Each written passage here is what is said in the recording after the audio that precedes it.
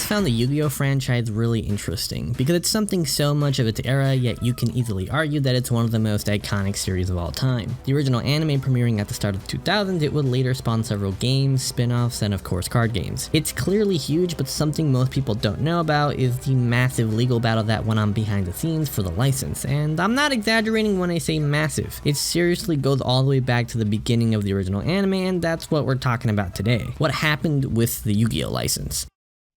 So before we actually begin, I have to cover some bases so that there's better context. When I say original anime / Yu-Gi-Oh, what I'm referring to is Duel Monsters and not the 27 episode Toei run, which some of you may not know about and are probably really confused right now. Yeah, Toei made the first Yu-Gi-Oh anime that adapted chapters 1 through 59 of the manga, but not exactly. It skipped a lot of chapters and changed many things in the story, like adding new characters. It never released outside of Japan and is usually referred to as Season 0 among the fandom because of how it fleshed out story beats Duel Monster skims over. It doesn't really connect to anything that came later except for a little OVA, but it's pretty separate. I will say it's interesting seeing the difference in Duel Monsters in the art and interpretation of some of the characters. Okay, one more thing. 4Kids existed for a while, since the 1970s actually, where they pitched ideas for cartoons and toys to companies for them to license, but it wasn't until 1992 where LCI, their original name, put a focus on TV production, and with that came English dubbing of anime with the subsidiary of 4Kids Productions. The timing makes sense, with the 90s anime boom beginning, and 3 years later, in 1995, the company would fully rebrand to just 4Kids Entertainment.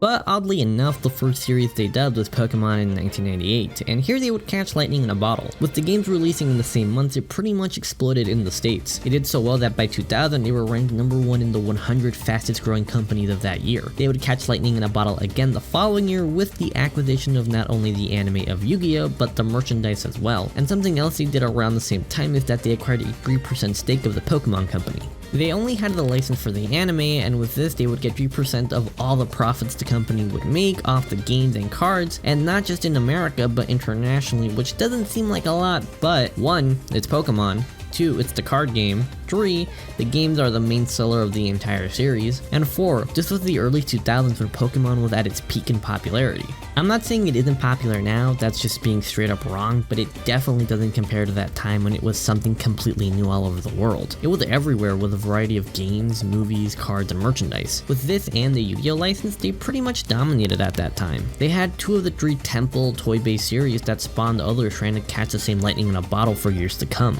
They had a pretty lucrative business. Pokemon and Yu-Gi-Oh would keep them afloat and then some, allowing them to license and dub smaller shows like Tokyo Mew Mew, Ultimate Muscle, Shaman King, and even produce original cartoons like TMNT, which is still solid. They were pretty much unstoppable during this time. 4Kids was only a licensing company though, so they would acquire properties and then they could do whatever they wanted with them, dubbing, editing, and getting it on TV. So they needed another company to handle home video production and distribution. This is why when it came to some of their DVDs and VHSs, you would see different brands on it depending on the show. We don't really see this practice done anymore because companies would have to share profits of the sales with the ones they contracted. Compared to today, licensing and distribution are typically packaged together and it makes sense. Why have someone in the middle when you can do it yourself and have all the profit go directly to you? Crunchyroll is the only company currently doing this and it's been going well for them. They license the anime and Funimation handles making and releasing the home video. And speaking of Funimation, they were the ones distributing Yu-Gi-Oh starting in September of 2002, and here is when everything begins to snowball. While they had the deal to sell the series, it wasn't necessarily legal, which I know sounds weird. This deal was actually done behind Nihon Ad System and TV Tokyo's back, the companies that own and produce Yu-Gi-Oh. Here is where a lot of profit was made that didn't end up going to them. Again, this was happening in the early 2000s when the series was at its peak in popularity. Since NAS and TV Tokyo didn't know about the deal, 4Kids kept a lot of the money they were making off the home video sales and were actually underpaying them, which is incredibly scummy. I know it sounds like Funimation was also the bad guy in this situation, but they were more than anything an innocent bystander. Here they were a third party, so they made a deal with 4Kids not knowing what they were doing. The proof of this is that Funimation actually paid them $1.3 million in advance for the home video rights, as well as almost $4 million in service fees, which most of this was kept from NAS and TV Tokyo. This is separate from the income of the home video sales, which they hid more than 45% from them. And the crazy part is that this wasn't the only deal done in secret. Most of the anime 4Kids licensed they didn't actually own. It's impossible to know which show specifically, but if you look at everything they had besides Yu-Gi-Oh! And Pokemon, it wasn't much. Funimation did distribute Ultimate Muscle, Karu Right Back At Ya, and Shaman King. Sonic X was done by 4Kids themselves, and others like Tokyo Mew Mew never even got a DVD release. You'd think we'd be done, but no. If anyone remembers the Game Boy video, the Yu-Gi-Oh! Release was a secret deal as well, and they never turned over any royalties from that. The final kicker is that if any of their anime excluding Pokemon aired on Cartoon Network, that also was a secret deal. Pretty much almost everything they did that we bought or watched as a kid wasn't legal, which is so crazy to look back on. This was all done from 2001 to 2009, and it wasn't until 2010 that TV Tokyo and NAS started to realize something was off, that they used their rights to audit them to see if they were getting paid their income, but instead discovered all the stuff they did behind their back. With that, on March 29, 2011, they officially filed a lawsuit against 4Kids and began trying to stop their licensing deal. With all the secret agreements, 4Kids owed them almost $5 million, and since they were kept a secret, NAS and TV Tokyo alleged they were able to pay them a smaller amount. Their deal was that they would be paid 50% of 4Kids' income from the Yu-Gi-Oh! Franchise. It also allowed 4Kids to license out the series for home video as long as they disclosed it to them, which as we've seen they didn't, so the deal was broken. 2 days later, 4Kids filed a report to the United States Security and Exchange Commission that actually stated that NAS/TV Tokyo's letter of termination did not comply with the business day notice and cure provision written in it, and they rejected the letter because they saw it as wrongful and devoid of any factual legal basis, which is a very bold statement.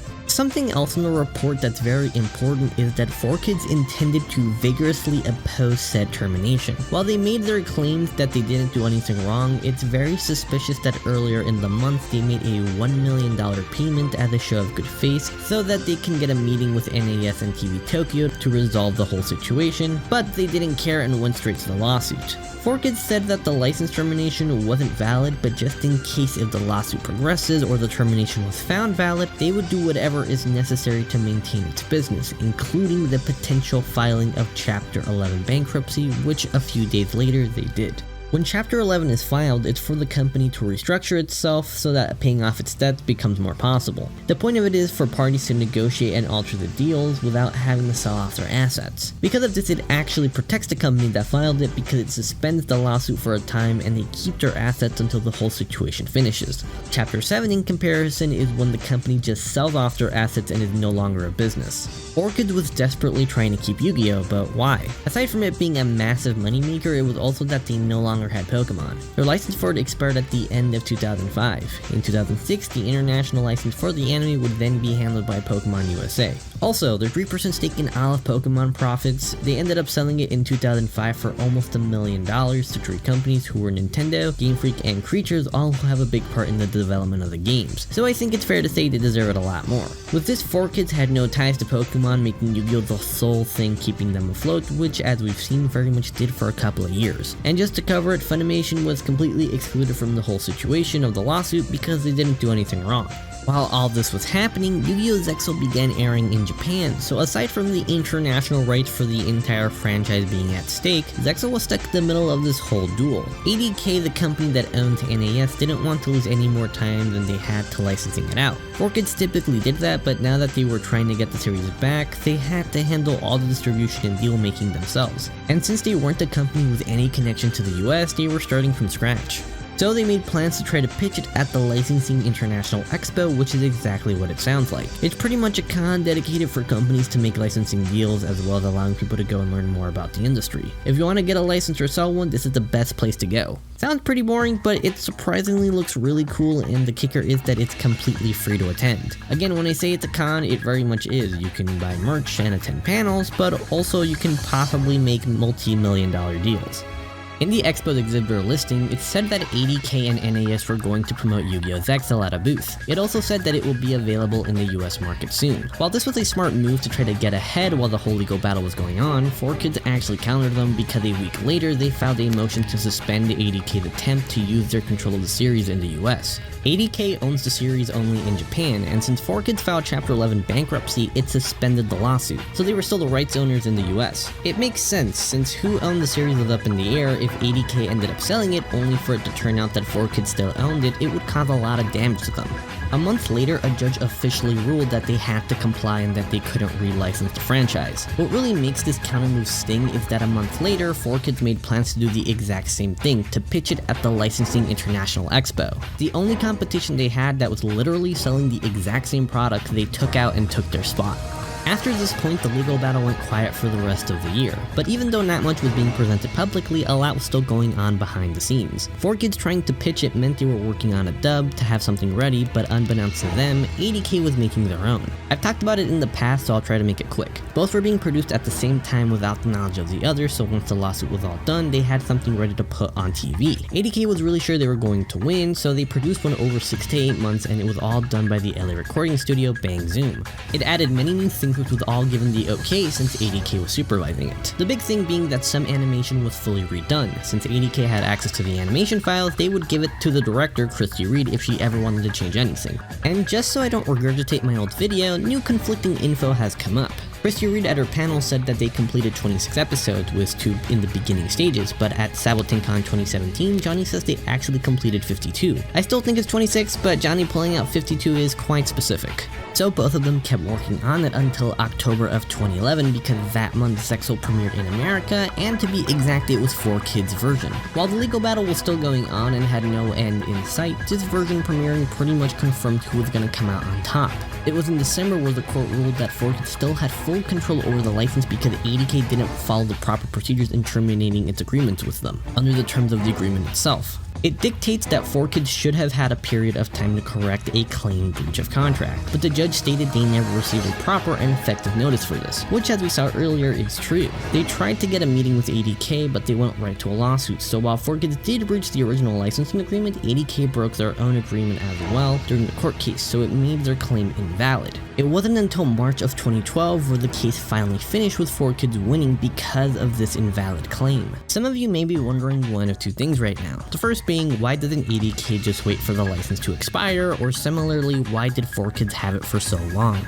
As we saw earlier, Pokémon eventually expired, allowing their parent company to take it over, but Yu-Gi-Oh's lasted way longer. This is because the deal they made pretty much gave 4Kids the US license forever, which sounds like I'm exaggerating, but I'm not. 80K never thought they would backstab them, so just to avoid the annoyance of relicensing, they would just give them the rights forever. Since they lost the lawsuit, the agreement is still in play, meaning that 4Kids would continue to serve as the exclusive licensing agent for everything Yu-Gi-Oh outside of Japan. What makes it worse is that 80K and NAS had to pay 4Kids $8 million as part of the final settlement. It stings even more with the quote from the chairman of 4Kids that came a few days later. "We are very pleased that the Yu-Gi-Oh litigations have been settled. We are looking forward to continuing to work with our long-standing partners 80K, TV Tokyo, Shueisha, and Konami on the Yu-Gi-Oh brand and on the new Yu-Gi-Oh series Zexal." Yeah, of course you'd be pleased. You ended up cheating your main partner of millions, legally got away with it, got paid for all of it, and kept the series in the end. You would think this is the end of the story, but more happens afterwards. Even though the lawsuit was all done, 4Kids was still filing for bankruptcy. Before the whole NAS/TV Tokyo situation, they weren't doing well, which is why with the lawsuit they were trying really hard to keep Yu-Gi-Oh! So they won, but the amount of money they spent for the case left them in a really bad spot. They filed for bankruptcy to gain time, but it was pretty representative of their financial situation. So a month later, 4Kids began plans to sell all of their Yu-Gi-Oh! Assets in an auction. They already had a buyer, which was Kids Go Media Ventures, a company related to Saban Entertainment, the Power Rangers people. They were offering them $10 million, but they weren't the normal buyer. They were what is referred to as a stalking horse bidder. When a bankrupt company is selling their assets, they are allowed to choose from a pool of bidders to make the first bid. The point of it is to set the starting point of the entire auction so that no bidder can get the assets for less than the purchase price and to maximize the final sale. Since the stock horse bidder is the first one to make an offer, they usually get rewards from the bankrupt company. These can be expense reimbursements and breakup fees. It's a win-win for everyone. If the stalking horse bidder loses to another company, they still get paid an amount by the bankrupt company for setting the bar high, and if no one takes the bait, they still get the assets for the lowest price. 2 months later, in July of 2012, someone did take the bait. that someone was Konami. They made a competing bid for all of 4Kids' assets. Konami is the Japanese licensor and distributor for the video and card games, so they just wanted to have everything Yu-Gi-Oh at this point. Surprisingly, it started a back and forth between Kidsco and them until they eventually made a joint bid of $15 million.